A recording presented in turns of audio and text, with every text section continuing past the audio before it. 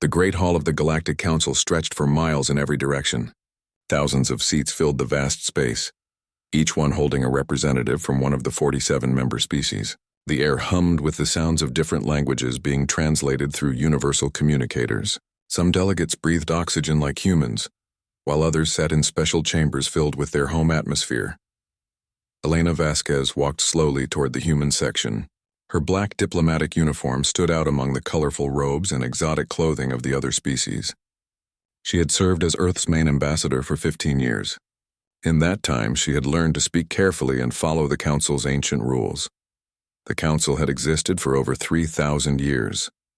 It was created after the last great galactic war, when entire star systems had been destroyed. The founding species had sworn that such destruction would never happen again. They created the doctrine of measured response, a set of rules that limited how conflicts could be handled. Trade sanctions, diplomatic protests, and small police actions were acceptable. Total war was forbidden. Humanity had joined the Council 50 years ago. Earth's technology was basic compared to most members, but the aliens found humans interesting. They were curious about human art, music, and literature. Many species thought humans were primitive but harmless. Some even found them amusing, like pets that could talk. The Zelkari Empire sat in the center section of the hall. They were one of the founding members and controlled 47 star systems. Their representatives were tall, blue-skinned beings with 4 arms and large black eyes. They had helped write the Council's laws and considered themselves one of the most civilized species in the galaxy. For months, the Zelkari had been causing problems for human colonies on the edge of known space. It started with trade disputes. The Zelkari claimed that humans were mining in areas that belonged to them. They said ancient treaties gave them rights to those systems. The human colonies disagreed, showing their own legal documents. The disputes grew worse when more human settlers arrived. The Zelkari began stopping human ships and demanding payment for passage through their space. When humans refused, Zelkari patrol ships would escort them away. Sometimes they would take the cargo as payment. Elena had brought these problems to the Council many times. Each time the aliens would discuss the matter for hours. They would form committees and subcommittees. They would schedule more meetings.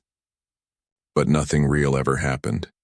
The Zelkari were too important, too old, too respected for the Council to take strong action against them.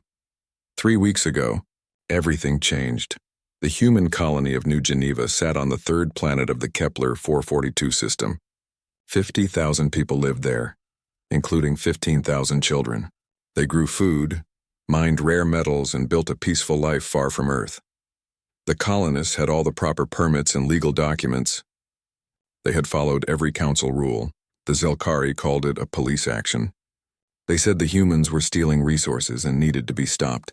3 Zelkari warships appeared in the system without warning. They did not try to negotiate or contact the colonial government. They simply began firing. The attack lasted 6 hours. The colonists had no military ships to defend themselves. Their planetary shields were designed to stop asteroids, not military weapons. The Zelkari destroyed the main city first, then systematically targeted every other settlement. When it was over, 50,000 people were dead. Schools full of children had been vaporized. Hospitals treating the sick had been bombed. Even the small farms outside the cities had been burned from orbit. The Zelkari left nothing alive. The news reached Earth 12 days later. Within hours, it had spread to every human colony and ship in space. The reaction was immediate and frightening. Humans across the galaxy stopped what they were doing and went silent. Trade stopped. Communications ended.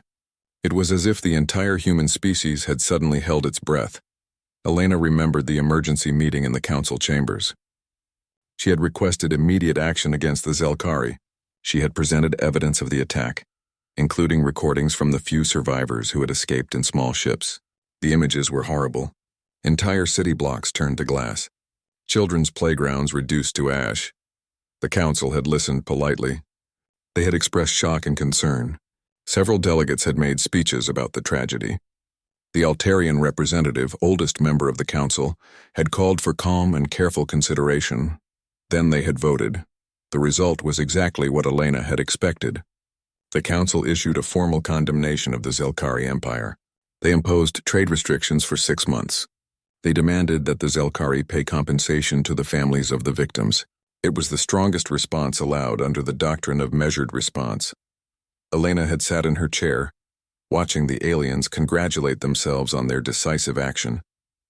6 months of reduced trade for the murder of 50,000 people, compensation payments that the Zelkari would probably ignore or delay for years. It was pathetic. The Zelkari representative had stood to respond to the council's decision. His name was High Commander Zelkak, and he spoke with the confidence of someone who knew he would face no real consequences. The Zelkari Empire accepts the council's decision, he had said. His forearms spread wide in a gesture of false humility. We regret that force was necessary, but the human colonists were clearly violating our territorial rights. The council's response is fair and measured, as always. He had looked directly at Elena when he said it. There was no shame in his large black eyes, no regret for the children he had killed. To him, the dead humans were just numbers in a report. The trade restrictions were a minor inconvenience, nothing more. That was when Elena had made her decision. She had stood slowly, her hands steady despite the rage burning in her chest. The hall had grown quiet as she walked to the center speaking area. Every alien eye in the vast chamber had focused on her small human form. Honored members of the Galactic Council, she had begun, her voice carrying clearly through the universal translators. The human delegation has carefully considered your response to the massacre at New Geneva. She had paused, looking around the hall at faces that showed mild curiosity and polite attention. They expected her to thank them for their decisive action. They expected her to express gratitude for their measured response. The human delegation respectfully withdraws from council mediation, she had said instead. We will handle this matter internally. The reaction had been immediate. Thousands of aliens had begun talking at once. Their translators had created a wall of confused noise as different species tried to understand what Elena had just said. Several delegates had stood and demanded explanation. Elena had waited for the noise to die down before speaking again. Earth does not accept the Council's decision. 6 months of trade restrictions is not justice for 50,000 murdered people. The human species will respond according to our own laws and customs. High Commander Zelkak had laughed, actually laughed at her words. And what will the humans do? He had asked, his voice full of amusement. Send a strongly worded message? File a complaint with the Trade Commission? Elena had looked at him for a long moment. In her mind, she could see the children of New Geneva, could hear their voices from the colony's last transmission.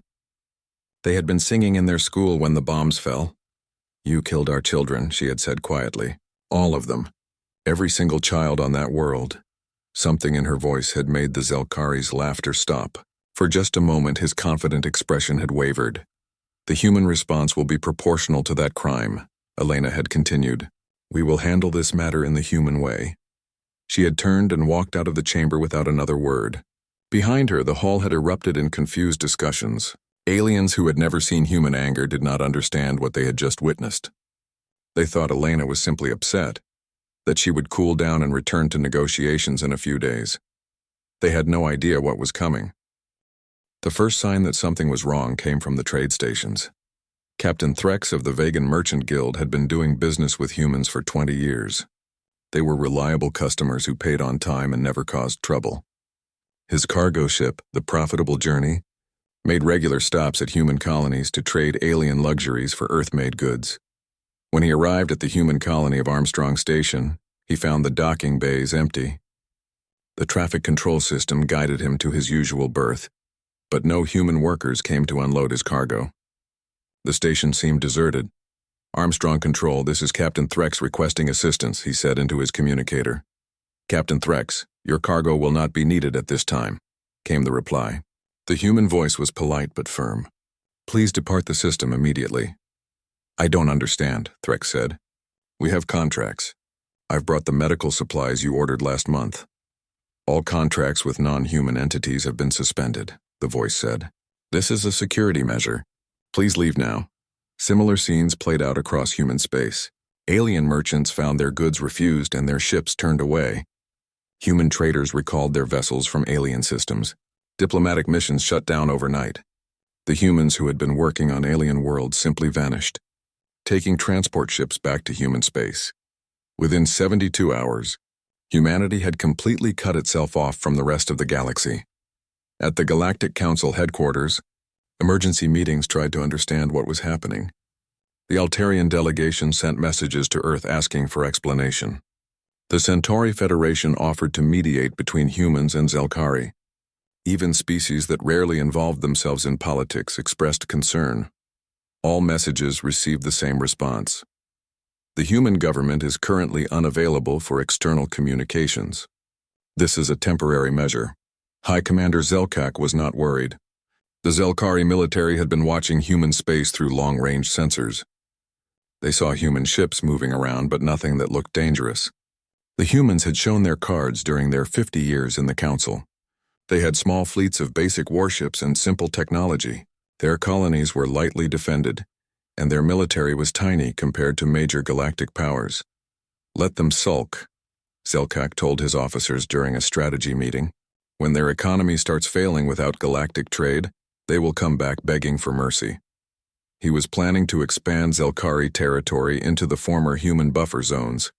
With the humans isolated, several resource-rich systems would be easy to claim. The Council would probably issue another formal protest. But they would not risk war over empty space. Zelkak had no idea what was really happening inside human space. The shipyards around Earth had been busy for decades, but aliens who visited saw only cargo vessels and civilian transports. The humans were happy to show their visitors around, explaining how they built ships to carry goods between colonies. They talked about mining vessels and exploration craft. Everything seemed peaceful and boring. What the aliens did not see were the military shipyards hidden in the asteroid belt. They did not know about the weapons factories on the dark side of Luna. They never learned that every cargo ship built by humanity could be quickly converted into a warship. The truth was that humans had never stopped preparing for war. On Earth, Fleet Admiral Chen Morrison stood in the command center deep beneath the Himalayan mountains. The room was filled with holographic displays showing every human ship, station, and colony. For the first time in 50 years, all of them were under direct military control. Status report, Morrison said to his senior staff. All civilian shipping has been recalled, reported Admiral Sarah Kim. Commercial traffic with alien species has been terminated. Our merchant vessels are returning to base with full intelligence reports on alien military positions. Industrial conversion is proceeding on schedule, added General Marcus Torres. Civilian factories are switching to military production. We will have full war material output within the week, Morrison nodded. The plan had been ready for decades, waiting for the day when humanity might need to defend itself. The attack on New Geneva had triggered protocols that most humans did not even know existed. What about the fleet? Morrison asked. All reserve ships are being activated, Kim replied. The asteroid belt facilities are working at maximum capacity. We will have operational warships ready within 10 days. The asteroid belt between Mars and Jupiter looked like a simple mining operation to alien observers. Thousands of small facilities harvested metal and ice from floating rocks. What they did not realize was that these facilities could also build warships faster than any other industrial complex in the galaxy. Humans had learned from history. Every major human war had been won by the side that could produce more weapons, more ships, more supplies. When humanity joined the Galactic Council, they had agreed to follow peaceful policies. But they had never agreed to be helpless. The conversion began immediately. Mining platforms became weapons factories. Cargo haulers revealed hidden weapon mounts. Transport ships showed their true nature as troop carriers. Within days, the asteroid belt was producing warships at a rate that would have shocked the Council. But ships were only part of the preparation. In training facilities across human space, soldiers who had been listed as security personnel began revealing their true skills. The humans had convinced the galaxy that they maintained only small police forces for colony protection. In reality, they had been training one of the largest and most advanced military forces in known space. Colonel Maria Santos led the 3rd Assault Division through final combat exercises on a hidden base in the Centauri system. Her soldiers moved with precision that came from years of secret training. They used weapons that officially did not exist and tactics that no alien species had ever seen. Remember, Santos told her troops, the aliens fight like it's a game. They try to disable enemy ships and capture territory. They follow rules and expect others to do the same. She pointed to images of the destroyed colony at New Geneva. But they killed our children. All of them. So we are not playing by their rules. The soldiers listened with expressions of cold determination. They had all seen the recordings from New Geneva. They had all heard the children singing just before the bombs fell. Every human in the military was ready to do whatever was necessary to make sure it never happened again. Across human space, similar preparations were taking place. Scientists who had been working on agricultural research revealed advanced weapon technologies. Engineers who built communication satellites showed they had been creating military reconnaissance systems. Doctors who studied colonial health issues demonstrated their knowledge of alien biology and vulnerabilities. The humans had spent 50 years learning everything they could about their galactic neighbors. They knew which species could survive in different atmospheres. They understood alien psychology and military doctrine. They had mapped every important alien facility and identified every weakness in their defenses. Most importantly, they had realized that the galaxy's peaceful facade was built on fear of consequences that no longer applied. The doctrine of measured response had made alien militaries soft and predictable. They had forgotten how to fight real wars because they had convinced themselves that real wars were impossible. Admiral Morrison received regular updates as the mobilization continued. The scope of human military preparation surprised even him. Colonies that he thought were simple farming worlds revealed underground weapons factories. Trading posts showed they were actually military observation stations. Even human merchant ships had been secretly gathering intelligence for decades. "How long before we are ready?" Morrison asked his staff. "Full mobilization will be complete in 18 days, General Torres replied. "All fleet elements will be in position and ready for coordinated action." Morrison looked at the strategic display showing Zelkari space. 47 star systems defended by a military that had never faced a real enemy. They would learn what human anger could accomplish. "Send a message to all fleet commanders," Morrison said. "Operation New Geneva is approved. We begin in 18 days. The message went out through encrypted channels to every human military unit. From the hidden bases in the asteroid belt to the secret facilities on distant colonies, humanity's war machine prepared to reveal itself.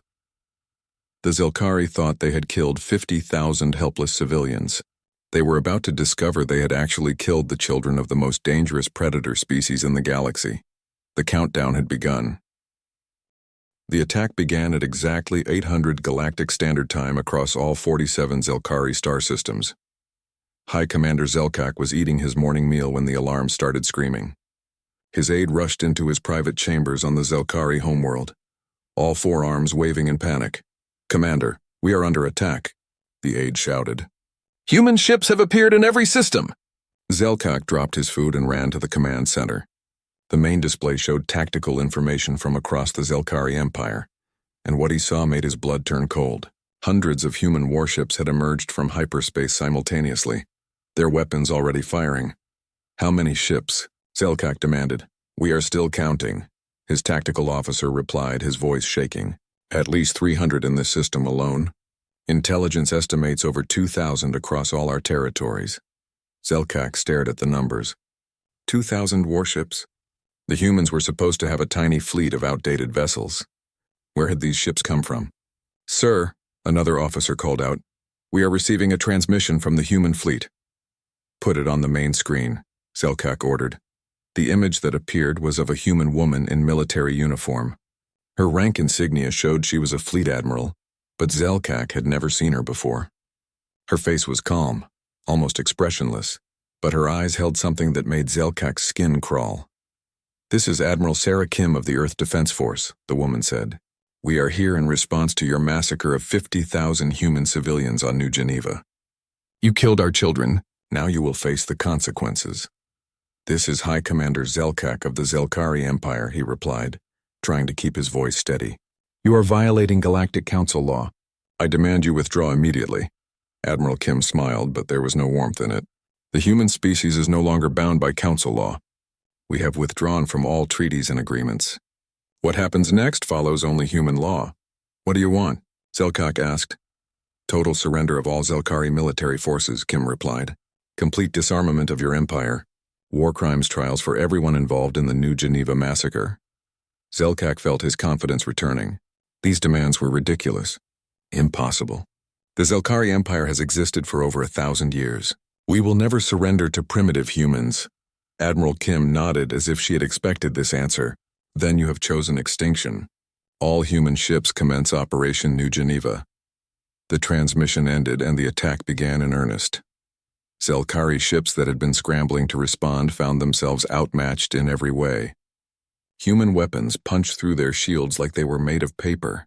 Their own return fire bounced harmlessly off human defenses. Worse, the humans fought with a brutality that violated every rule of civilized warfare.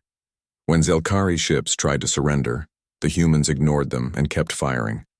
When Zelkari commanders attempted to negotiate, human ships destroyed their communication arrays. There was no mercy, no quarter given. The humans had come to destroy, not to conquer. Captain Thalos commanded a Zelkari destroyer in the Kepler 442 system, the same system where New Geneva had been destroyed. His ship was part of a squadron of 12 vessels that had been patrolling the area since the attack. They considered themselves veteran warriors, experienced from years of police actions against primitive species. The human fleet that emerged from hyperspace numbered over 100 ships.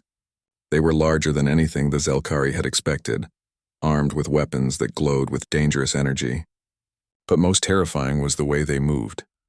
Zelkari military doctrine was based on formation fighting and careful positioning. Ships stayed together and provided mutual support. Individual commanders followed orders from fleet headquarters and avoided unnecessary risks. The human ships fought like a pack of hunting animals. They moved independently but with perfect coordination.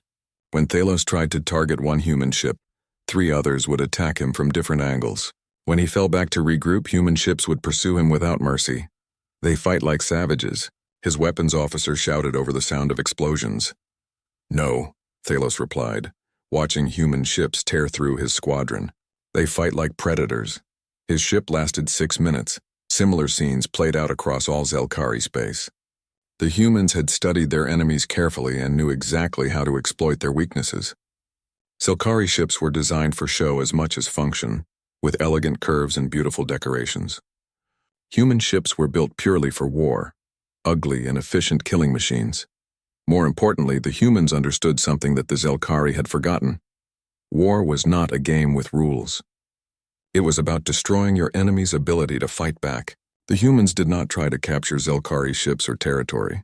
They simply erased everything military they could find. Zelkari command centers were not occupied. They were vaporized from orbit. Military academies were not captured. They were turned to radioactive ash. Even supply depots and repair facilities were destroyed rather than seized. The humans wanted to make sure the Zelkari could never threaten anyone again. Back on the Zelkari homeworld, Zelkak watched his empire die in real time. System after system went dark as human forces eliminated all military presence. His admirals sent increasingly desperate messages requesting reinforcements, but there were no reinforcements to send. Every Zelkari ship was already in battle and losing. "Sir," his communications officer said, "we are receiving surrender offers from 17 system governors. They want to negotiate with the human forces." "And the human response?" Zelkak asked, though he already knew the answer. "They are not accepting surrenders. They are demanding complete evacuation of all military personnel before they will cease fire." Zelkak slammed his fist on the command console. The humans were not interested in conquest or occupation. They wanted the Zelkari military to simply disappear. It was humiliating, but it might be the only way to save lives. "Open a channel to Admiral Kim," he ordered. The human admiral appeared on screen again, her expression unchanged despite the massive battle raging around her ship. Behind her, Zelkari vessels were exploding in bright flashes of light. "High Commander," she said calmly, "have you reconsidered our terms?" "You are asking us to disband our entire military," Zelkak said. "That would leave us defenseless." "Yes, it would," Kim agreed. "That is the point. You used your military to murder children. Now you lose the right to have a military."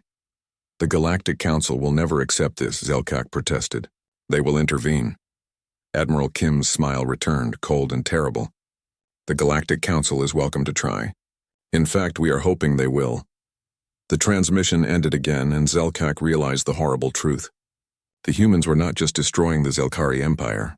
They were sending a message to the entire galaxy. Any species that harmed humans would face the same fate. The battle continued for 3 more hours. When it ended, the Zelkari Empire no longer existed as a military power. Every warship had been destroyed or disabled. Every base had been bombed into rubble. Even the proud capital defense fleet, which had protected the homeworld for centuries, was now floating debris.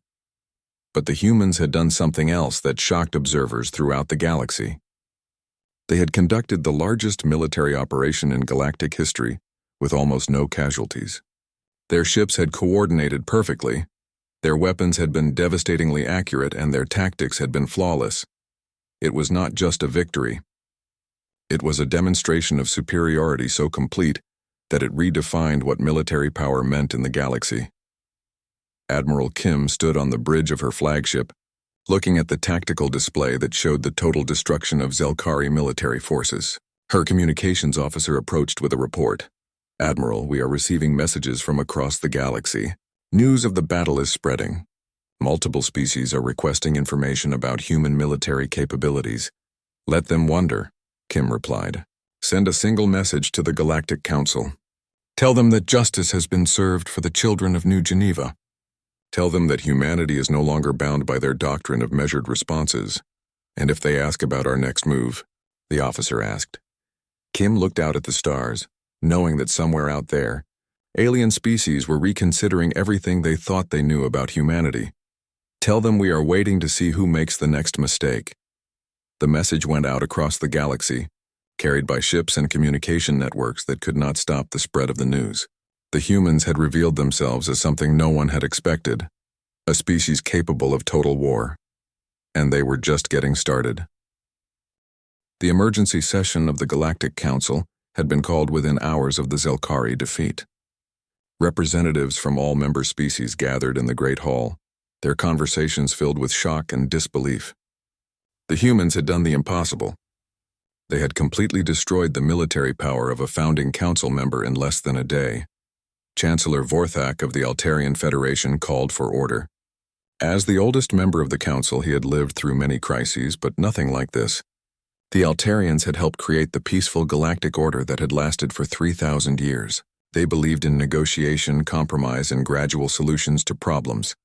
"Fellow council members," Vorthak began, his ancient voice carrying across the silent hall, "we face an unprecedented situation. The human species has chosen to ignore our authority and take unilateral military action. This cannot be allowed to continue." Murmurs of agreement came from around the hall. Many species were frightened by what they had witnessed. If humans could destroy the Zelkari so easily, what did that mean for the rest of the galaxy? "I propose immediate military intervention," declared Admiral Corex of the Draconian Empire. "We cannot allow one species to threaten the stability of our entire civilization." Other military leaders voiced their support. The Centauri Federation offered their battle fleets. The Vegan Confederacy promised logistical support. Even smaller species pledged their forces to stop what they saw as human aggression.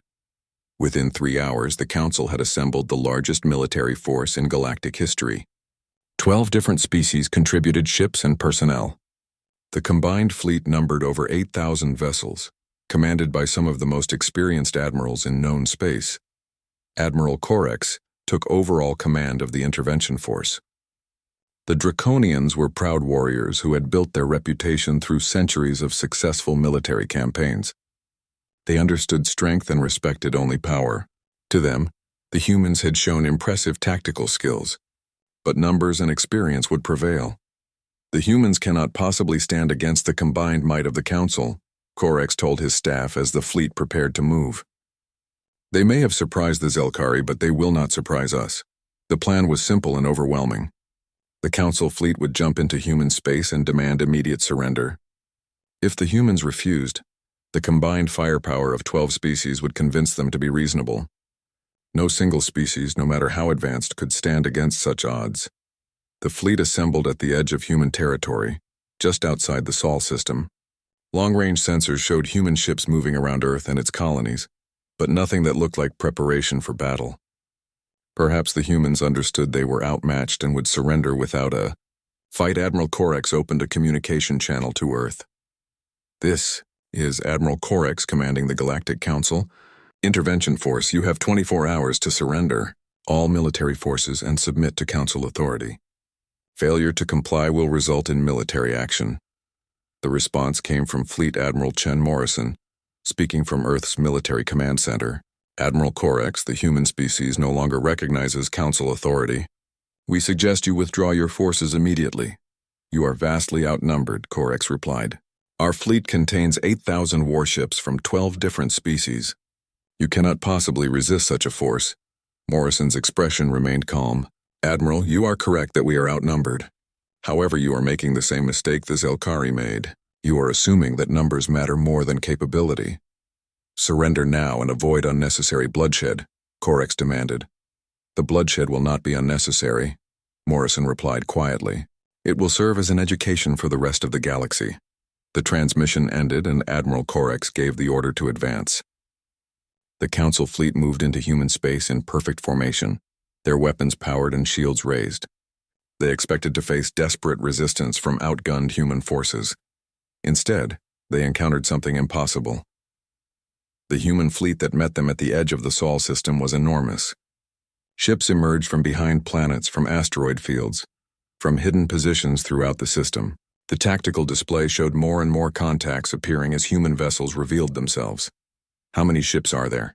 Corex asked his sensor officer. Still counting, sir, came the nervous reply. At least 12,000, possibly more. Corex stared at the display in disbelief. 12,000 ships? The intelligence reports had said humans possessed maybe 300 vessels. Where had this fleet come from? All ships prepare for battle, Corex ordered. Even outnumbered, the Council forces had better technology and more experience. The battle would be difficult, but they could still win. The Battle of Sol began 30 minutes later and lasted exactly 47 minutes. What happened in those 47 minutes changed galactic history forever. The Council fleet attacked in traditional formation, with heavy ships providing covering fire, while lighter vessels moved to flanking positions.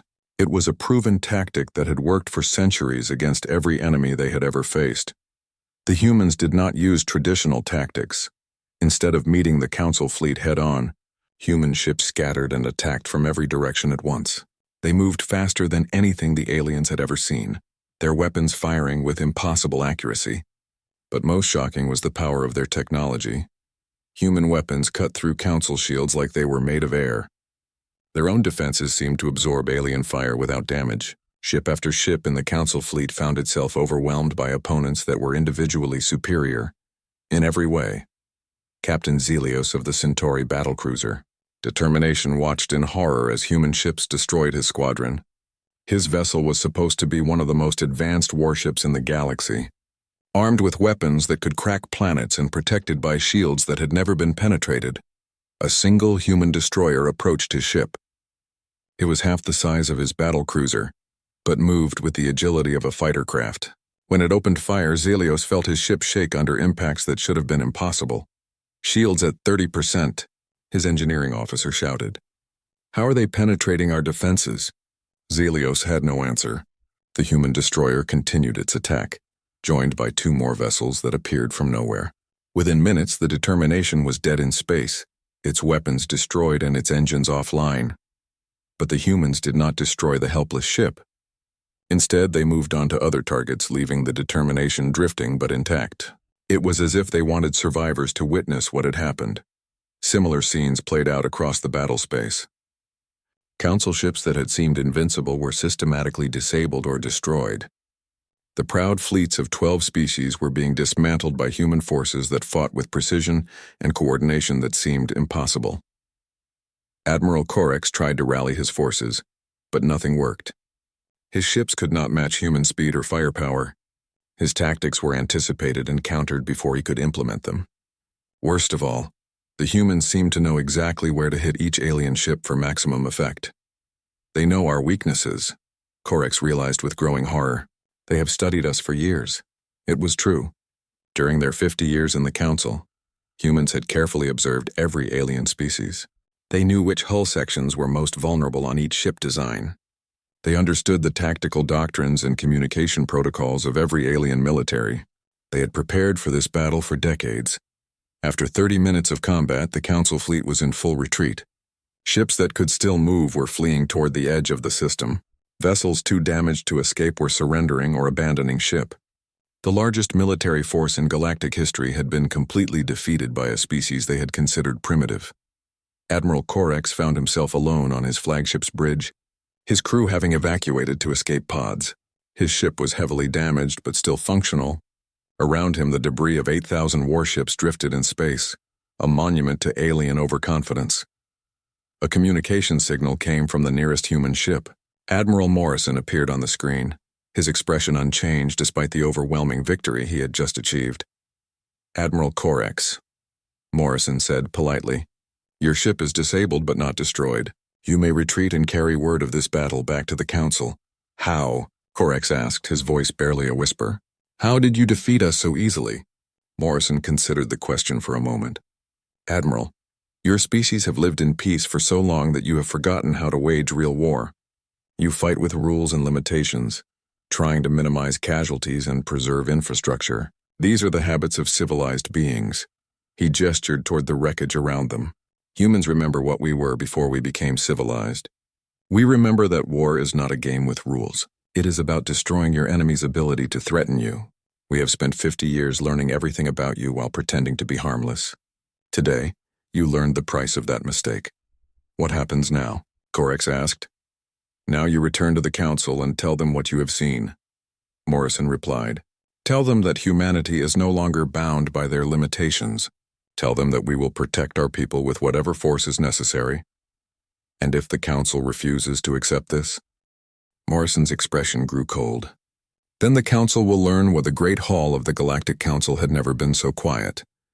3 months had passed since the Battle of Sol, and the news had spread to every corner of known space. The human species had defeated the combined military might of 12 galactic civilizations in less than an hour. The footage, transmitted by surviving ships, had been watched by billions of beings across thousands of worlds. Elena Vasquez walked slowly toward the speaker's platform. She had requested permission to address the Council, and after much debate they had agreed.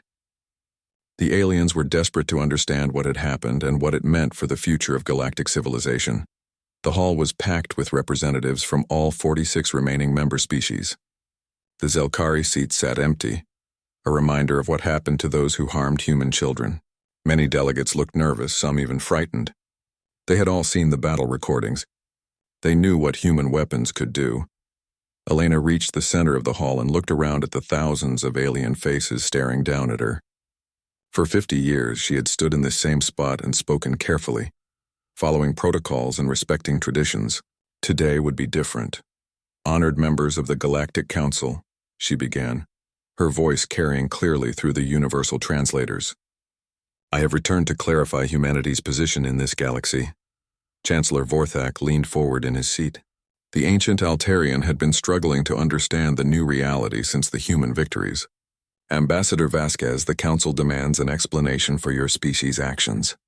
The unprovoked attacks on Zelkari territory and the destruction of our intervention fleet violated every principle of civilized behavior."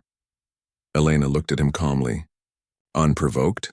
Chancellor, the Zelkari murdered 50,000 human civilians, including 15,000 children. Your response was a 6-month trade embargo.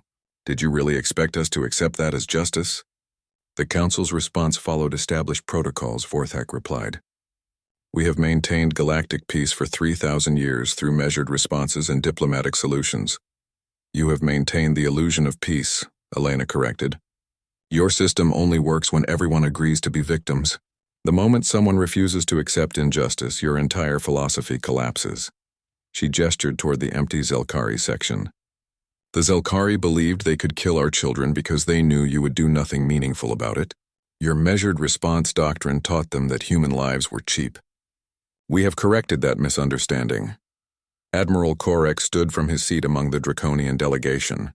His ship had been one of the few to escape the Battle of Sol intact, and the experience had changed him. "What do you want from us?" he asked bluntly. "You have demonstrated your military superiority. What comes next?"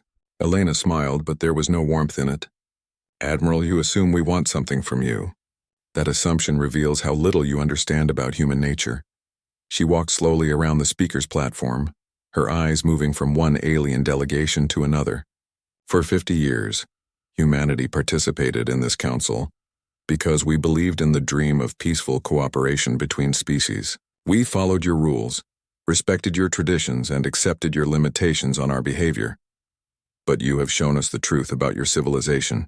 You value order more than justice. You prefer comfortable lies to difficult truths. You have built a system that protects the powerful and sacrifices the innocent. The hall remained silent as Elena continued. The Zelkari were one of your founding members. They helped write your laws and shape your policies. When they decided to commit genocide against human civilians, your response was to slap their wrists and ask them to pay a fine. This taught us everything we needed to know about your moral authority. What are you saying? Asked Representative Thyler of the Vegan Confederacy. Are you withdrawing from the council permanently? The human species hereby declares its independence from all galactic treaties, agreements, and organizations, Elena announced. We will no longer be bound by your laws or limited by your doctrines. We will govern ourselves according to human principles and protect our people with whatever force we deem necessary. The reaction was immediate. Delegates from dozens of species began talking at once, their voices creating a wall of confused noise. Some demanded explanation, others threatened economic sanctions, a few even suggested military action. Elena waited for the noise to die down before speaking again. I understand your concern. You are afraid of what a free humanity might do. You have good reason to be afraid. Is that a threat? Chancellor Vorthak asked, his ancient voice shaking slightly. It is a statement of fact, Elena replied. For 3,000 years, your species have forgotten what real power looks like. You have grown comfortable with weakness disguised as civilization. You have convinced yourselves that your inability to fight makes you morally superior. She pointed toward the recording displays that still showed images from the Battle of... But you are not morally superior. You are simply safe. Safe because species like humanity have chosen to follow your rules and accept your limitations. You have been protected by the restraint of those stronger than you. What happens when that restraint is removed? She continued. What happens when a species decides that your rules are meaningless and your authority is a joke? You have just learned the answer to that question. The hall fell silent again as the implications of her words sank in. Elena was not just announcing human independence. She was explaining why the Galactic Order was doomed. But surely, Representative Thyler said desperately, you cannot govern the galaxy through fear and violence. That is not civilization. Elena laughed, and the sound made several aliens flinch. Governor, you already govern through fear and violence. You simply hide it behind pretty words and complex procedures. When the Zelkari killed our children, what stopped you from taking real action? Fear. Fear of violence, fear of conflict, fear of the consequences of justice. Your entire system is built on the threat of force. The difference is that your threats are empty. Ours are not. She walked closer to the alien delegations, and many representatives unconsciously leaned back in their seats. You want to know what human civilization looks like? It is very simple. Those who harm our people will be destroyed. Those who leave us alone will be left alone. Those who treat us with respect will be treated with respect. And those who threaten us? Admiral Korex asked quietly. Elena's smile returned cold and predatory. Admiral, you commanded 8,000 ships against humanity. Your fleet was the pride of 12 different civilizations. We disabled or destroyed all of them in 47 minutes, and we did it without breaking a sweat. She gestured toward the tactical displays that showed the human fleet strength revealed during the battle. That was not our full military capacity. That was not even close to our full capacity. We showed you just enough power to make our point. How much more do you have? Korex asked, though he seemed afraid of the answer. Enough, Elena said simply. More than enough. She returned to the center of the platform and looked around the hall one final time. The human species wishes to make our position clear to all civilizations in this galaxy. We are not your enemies, but we are no longer your subjects. We will trade with those who offer fair terms. We will defend those who ask for our protection. We will destroy those who threaten our people. You may continue to operate your council as you see fit. Hold your meetings, pass your resolutions, issue your statements, play your games of diplomacy, and pretend that your words have meaning. But understand this. Humanity is no longer playing by your rules. We have withdrawn from your civilization not because we reject the concept of civilization, but because we refuse to accept a civilization built on weakness and hypocrisy. You have forgotten that true peace can only exist when those who would break the peace know they will face terrible consequences. She paused, letting her words sink in. The Zelkari learned those consequences. The Council fleet learned them as well. We hope these lessons will be sufficient, but we are prepared to provide additional education if necessary. What if we refuse to accept your independence? Chancellor Vorthak asked. What if the Council decides to impose sanctions or blockades? Elena's expression grew deadly serious. Chancellor, I would strongly advise against that course of action. The last group that tried to force humanity to submit is currently floating in space around Earth as debris and prisoners. I do not think you want to join them. But if you insist on testing human resolve, we will be happy to provide another demonstration. We have many more ships, many more weapons, and many more ways to project power across the galaxy. The question is not whether we can enforce our independence. The question is how many civilizations we will have to destroy to make our point clear. The hall was completely silent now. Even the universal translators seemed to have stopped working as aliens struggled to process what they had heard. Elena had not just announced human withdrawal from galactic civilization. She had announced human supremacy over it. I will leave you to consider your options, Elena said, turning toward the exit. Humanity will be monitoring your decisions with great interest. We hope you will choose wisdom over hap.